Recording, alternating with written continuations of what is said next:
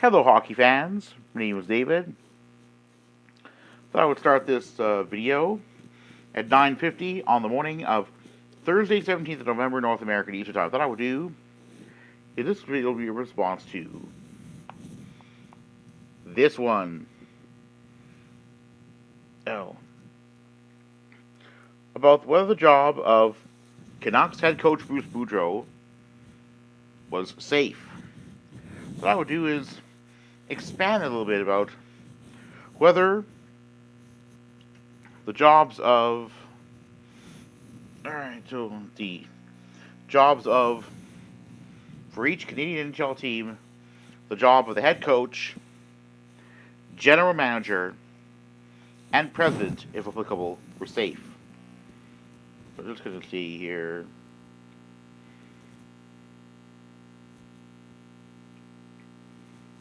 So I'm just going to see. Going to see who.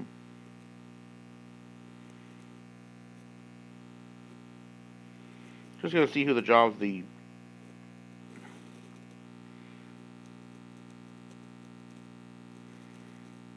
Alright, I'm going to go to the Oilers.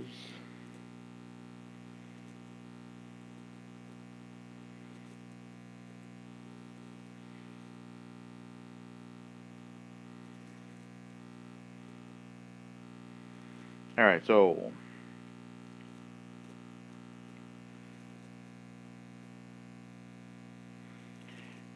yeah, okay.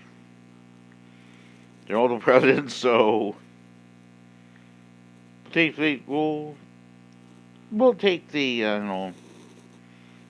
well, or we still call the chairperson, Bob Nicholson.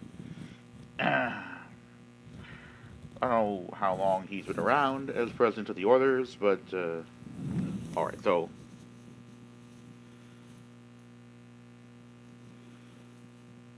So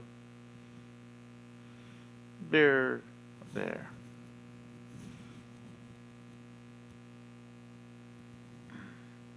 Oh, 10th of June 2019. So he's been president for a while. Yeah.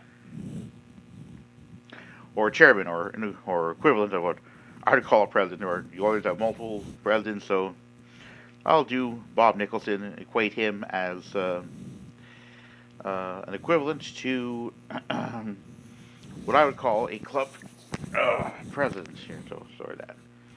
So job being safe. Going to start going from west east among geographic parts. So we have Canucks president Jim Rutherford, GM Patrick Allvin, and head coach Bruce Boudreau. I don't know about the executives, about the two executives, but when it comes to Bruce Boudreau, there's talk that Boudreau could be on the way out if the Canucks don't improve their record. Yeah, so I'd say that Boudreau's job is, with the Canucks struggling out of the gate, not safe. I'll now go to the Oilers, and I believe that throughout the pandemic, Bob Nicholson has been chairperson. Well, it's chairman, but this is, for there's no chairman, served throughout the pandemic, and Ken Holland, I believe, has also served throughout the pandemic as GM. Jay Woodcroft is the newest head coach. Well, he was brought in after the firing of Dave Tippett in February of this year. So the Oilers got last season to a conference final, but were swept out to sea. And that's putting it lightly. Put in my own video about a so-called track meet with the Oilers that, yeah, it was a sweep. It was an overtime loss. We a bit over a minute in, and, well, I mean, yes, the Oilers had made progress, but, yeah, they were going to need to make changes, but there weren't a lot that actually have ended up working out. The Oilers, well, yeah, kind of struggle a little bit here. So what I'm going to do is I'm going to go to the standings. I'm going to show you the standings here. After a 3-1 loss to the LA Kings, thanks to an empty net goal by Trevor Moore, one of three, the Kings would end up scoring on the Oilers. I'm just going to pull up the latest standings, see what they are. So among Canadian teams, we have... I'm going to go to the Eastern Conference first. We have the Leafs in second in the Atlantic Division, and therefore an automatic playoff spot.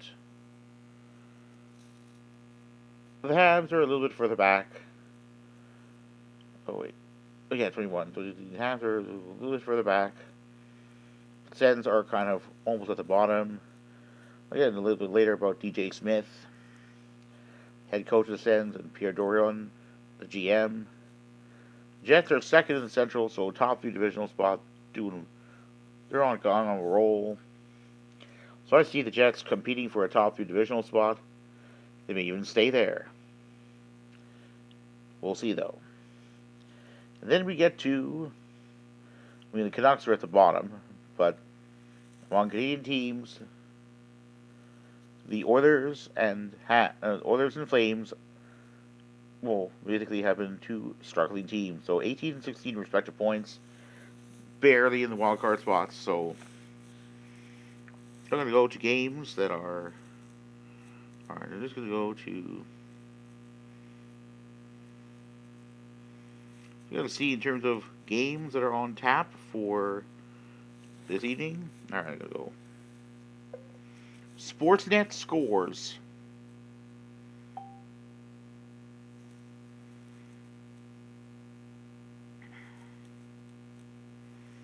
I'm going to go to the scoreboard for this Thursday. In terms of games that feature Canadian teams.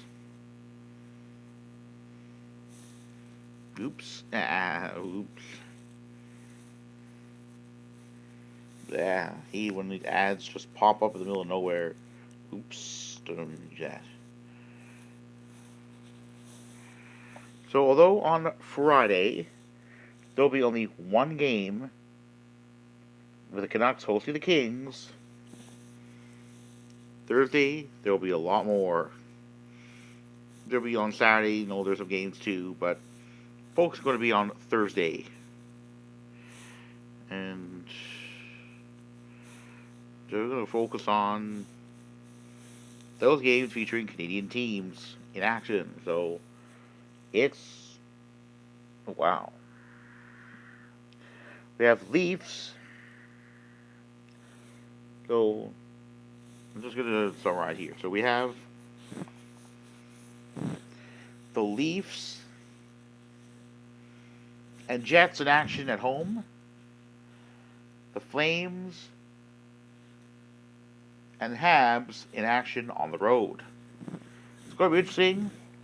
The Leafs ended up winning convincingly on Tuesday against the Penguins, a team for which Matt Murray won a Stanley Cup and played. It was huge. So I'm going to get to the Leafs a little bit later. So the Oilers are kind of struggling a little bit here. So, yeah, I don't know. I mean, the Oilers season seems to be going sideways, but it could be dropping down. So we'll see what happens. It's going to see if the Oilers are in action. Let me see here. No, the Oilers are not in action. Not in action until the Saturday. So a lot could happen between now and then. And things are being all looking good. So, the Calgary Flames.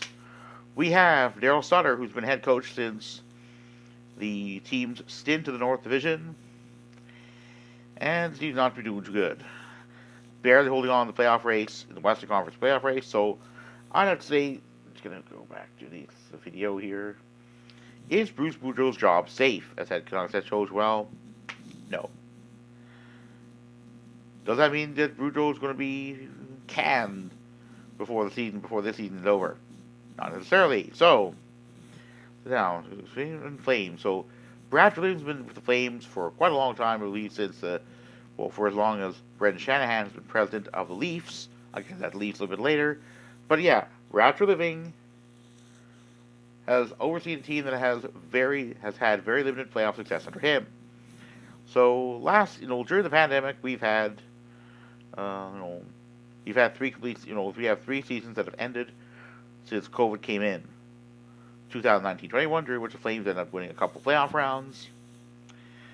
Um, then the North Division stint, Flames ended up finishing 5th, and therefore not qualifying for the Stanley Cup playoffs.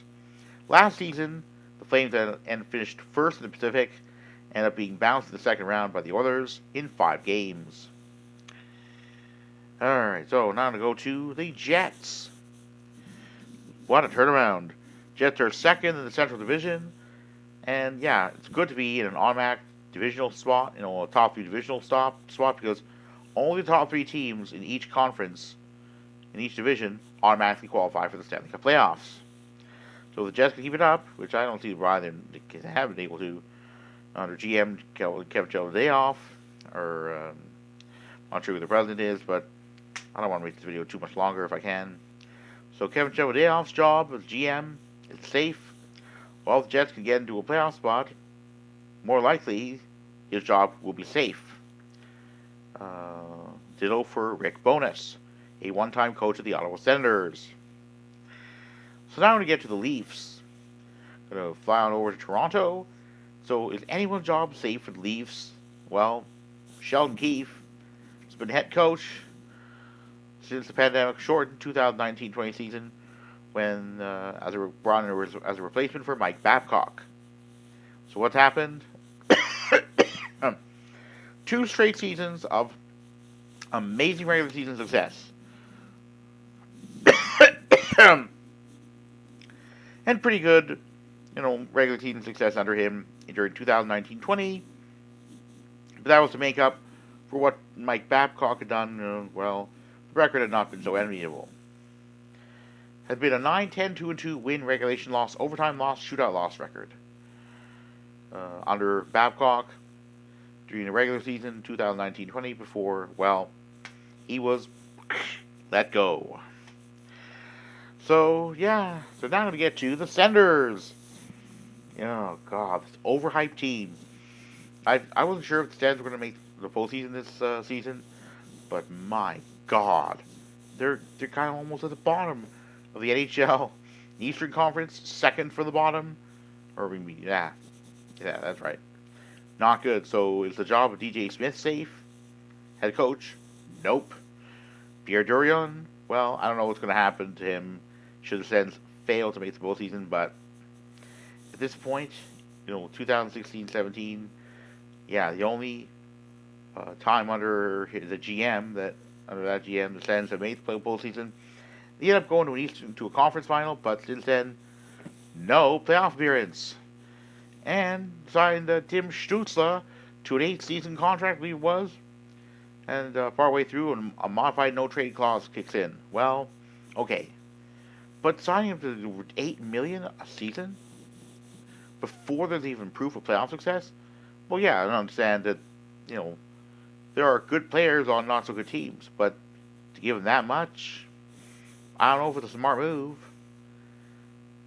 But again, enough of that. So, there could be a house cleaning in Ottawa if the Sens fail to make the postseason this time. But again, who knows? So now to go to the Habs. And I would say the executive's job is pretty much safe. I mean, this is a rebuilding season. The Habs weren't expected to do very much. I'd say that they're right in the mix in terms of the postseason, in terms of making it. Will they drop off? Will they fade away as the season goes on? I don't know. But there's no doubt about this. I'd say that there was a very interesting claim made by Anthony Stewart during an intermission of a February home game between the Canucks of the Vancouver Canucks, hosting the Islanders, and that any player on the Habs who couldn't find a reason to play for Marty St. Louis, according to Stewart, hadn't belonged on an NHL team. Well, he's right. Well, the sports analyst was right. Make no mistake. I mean, I think that it's kind of in terms of that attitude, it's kind of like whipping into shape. And that was exactly what I think exactly what the Habs needed on their rebuild. I mean, there has to be a purpose. It can't be endless, endless, endless. We know what's happened with the Buffalo Sabres. Endless rebuild. Well, playoff appearances in over a decade. No playoff appearance. Coyotes have been not exactly rolling along either. It's just been perpetual rebuild. And yeah. Very interesting video by the Odd Man Rush YouTube man about the so-called, what he called, a quote, cap dump club, unquote. Yeah, no surprise there. The Coyotes have struggled to make money, and not so much that they go over the salary cap, the cap ceiling, but more rather try to stay above the cap floor. Anyway, I'm going to wrap things up, and yeah, I mean I look at the Canadian teams, and the Leafs are vulnerable. The the Habs, or I don't know where they're going to go, but again. Jets seem to be in a reasonably good position, but again, anything can happen. But the Jets seem to be in the best playoff position among the teams that are in. But again, the Alberta teams are kind of not. And weren't the Alberta teams expected to do better? Yeah. Look at the Calgary Flames, Chris Tanev absent. Well, look what happened when that defenseman went down. Depth, push, pretty shallow. Ditto for the Elders, with Evander Kane, a winger, gone for much of the rest of the regular season. We'll see what happens, but after a skate blade cut one of his arms and kind of dug deep, one of his wrist, and dug deep into a bone, yeah. I wish Kane all the best in recovery, but again, yeah, the Oilers don't have loads of depth, and it was exposed last night against the Kings, and yeah, the Kings didn't run away with the game. But then again, neither did the Oilers. The Oilers scored one goal, an assist on by Ryan Murray, a defenseman, to Zach Hyman, a winger, who ended up scoring. Is that it? Is that all the depth you could muster? No wonder. Frank Corrado on TSN Sports Center claimed the Oilers had not very much depth. I mean, with McDavid and Draisaitl off the score sheet, well, who can blame Corrado for having made that claim? There may very well be loads of radio and TV clips about the Oilers as Thursday North American Eastern Time rolls on. But at the end of the day, the Oilers have some work to do. Flames have work to do. It's going to be very entertaining. Let's see how many Canadian teams actually make the postseason. I don't know, but the Jets look like in the best position to do. Canucks, not so much. Anyway, go Leafs, go.